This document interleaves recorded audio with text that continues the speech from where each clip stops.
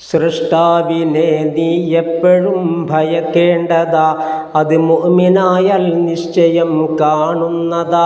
ഭയക്കാത്ത ഖൽബെല്ലാം ഖറാബാണെന്ന് അബൂ സുലൈമാൻ എന്നവർ പറയുന്നേ. സൃഷ്ടാവിനെ കുറിച്ചെത്ര കണ്ടറിവുള്ളതാ, അറിവിൻ്റെ നിലയിൽ തന്നെ ഭയവും ഉള്ളതാ. അറിവിൻ്റെ ആഴം കൂടുതൽ നബിക്കുണ്ട്, ഭയവും നബിക്കാണേറ്റവും അതുകൊണ്ട്.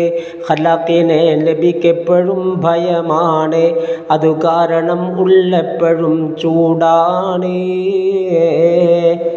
തീക്കായലെ നബി ചെയ്തിട്ടില്ലെന്നുള്ളതാ, അകം ചൂടിനാൽ പുറം ചൂടിനും മതിയായതാ. റൂഹുൽ ബയാൻ നീ നോക്ക് 5-ൽ നിന്നും 7-ൽ തെരഞ്ഞാൽ വ്യക്തമായി ഇത് മിന്നും.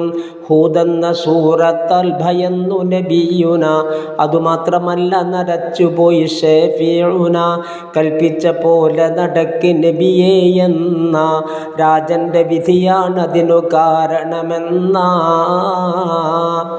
ചോദിച്ചു ത്വാഹ ഒരു ദിനം ജിബ്രീലേ, ചിരിക്കാത്തതായി കാണുന്നു മീകായീലേ.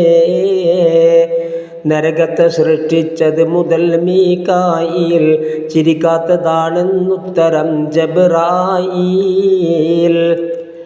എനിക്കുള്ള കണ്ണും തോരലില്ലേ ഇന്നും, സൃഷ്ടിച്ചതെന്താണോ ജഹന്നം അന്നും.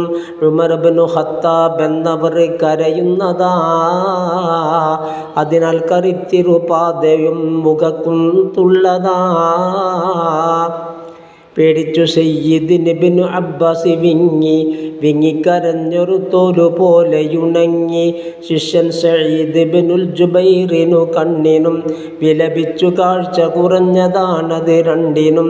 സിദ്ദീഖുൽ അക്ബർ പെരുത്തു കരഞ്ഞതാ, ഓതുന്ന നേരം കരകവിഞ്ഞൊഴുകുന്നതാ.